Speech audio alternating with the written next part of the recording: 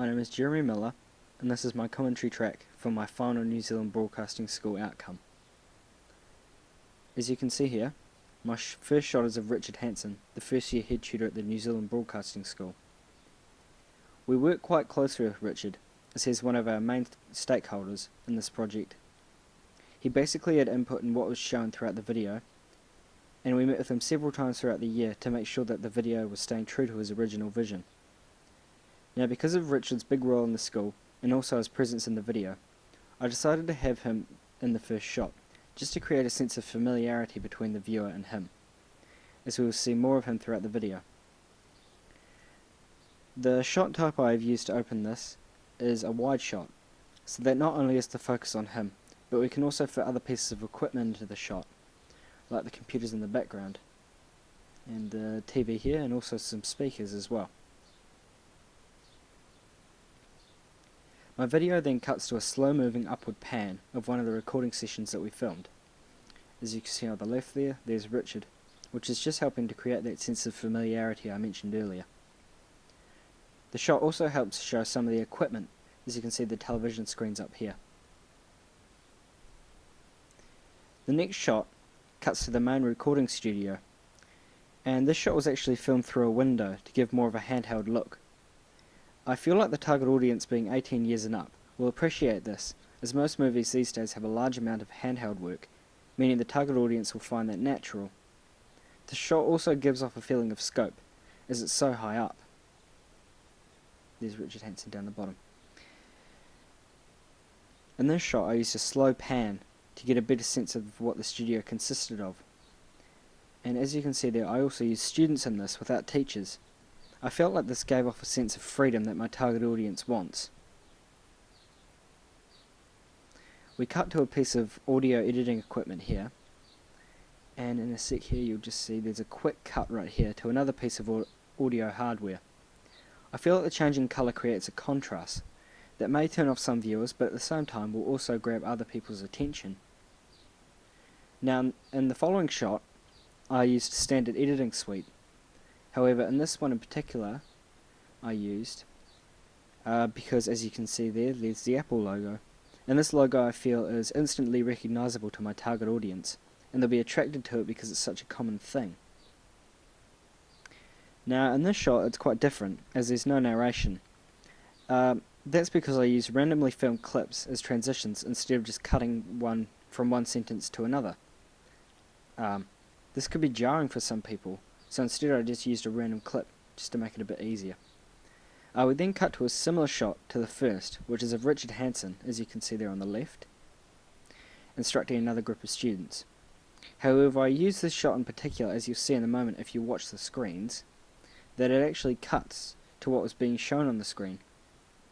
I think this gives the shot a more professional look, and the lens flares, as you just saw, just gives an extra bit of style, I think. Similarly to the shot before, this shot is only used as a transition. Just quick, and that's just Richard Hanson just wrapping it up. And this one here's also a transition. Now in this shot we see Richard Hanson discussing the different streams to the New Zealand Broadcasting School. Just for a minute here. And in this shot I decided to use a different studio, just to show a bit more of the school, and make it feel a little bit more diverse. It's a lot more stable than some of the other shots, just to give off a better sense of scope. Now, in this shot, it's quite a bit longer than other shots, as it's showing students setting up the stage for the next band. I decided to make the shot longer just to get a bit more of insight as to what goes into the process of putting a video together. Now, in this shot we see some of the tutors that the school has to offer, as opposed to just showing Richard. You'll notice down here that the video does not actually belong to me, and it was taken from the website. And I just figured I would reference it just to make sure that it was covered under copyright. I feel like just using a more diverse set of characters just than Richard just creates just a little bit, just to show the audience just a bit more of the school. Now we then cut to a pan of the bulletin board just to show all the different projects that the students at the school have been working on. Just zooming into that. Just another small transition shot right here. But we then cut to Richard talking about the other half of the first year, setting up what you'll be doing, and giving a little bit more detail. As he's basically just running it down, just talking about the different streams and what you'll be doing in the second year, which eventually leads up to him discussing the chalk radio. And I feel it's at this point that the tone of the video shifts. As you can see here, we get more bubbly personalities that my targeted audience can relate to, and official recording sessions for radio that should interest people for applying. It just looks really official. And this is just Richard wrapping this part up, followed by just a quick transition. And from there we see Richard discussing the second year. This basically acts as an intro to the next part of the video, essentially. Just him discussing it real quick. Just another quick pan shot that acts as a transition. Now this shot is a longer piece of Richard discussing the television craft course that is involved with this program. He goes on to discuss more of the second year and what students will be doing. And I decided to have him introduce it instead of just using random clips, as it feels more natural and it just flows a lot better. And we see that what he talks about involves several students just working together on projects, and these projects will lead up to more official things, like as you can see now, just coming up, Metro News. And Metro News is essentially a popular Canterbury television news network. And it's just, for that shot I just used a fast pan as a transition as to not break away from what's being said, as the subject change isn't as major as the ones before. And from here, we basically see Richard discussing the third year, and how it can lead to internships with programs with companies like Sky Sport, as you'll see here. The footage was taken from YouTube, as you could see before, so just referencing that. And basically the point of these is just to show off the kind of equipment you'll be able to use in the future at these big companies. Like that, just some shots of screens and other various, see, look at that big mixing board.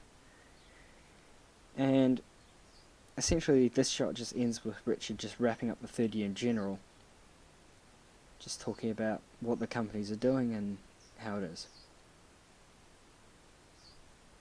And that's just a quick, very quick shot. And in this shot we see more of the bulletin board that was seen before, just to show off more of the projects that the students in the school undertake. Now in this shot Richard is talking about people who have graduated New Zealand Broadcasting School, one of which being Ben, from John and Ben, as you see there on the right, and the other being Mike McRoberts from TV3 News. Both of these shots have the people being discussed, the main focus, which was the point of using these clips, as the people being discussed are quite prominent. Now the penultimate shot is of Richard essentially wrapping up the video, discussing how dedicated you need to be. I decided to add this at the last part, as it ends on a realistic message that shows how passionate you need to be in order to succeed in this course. And just to finally wrap it up, the final shot is just a simple pan of the school's logo. I did this as it was a simple and easy way for for people to look at. As it is only on the screen for at least 5 seconds, it really leaves an impression on the viewer.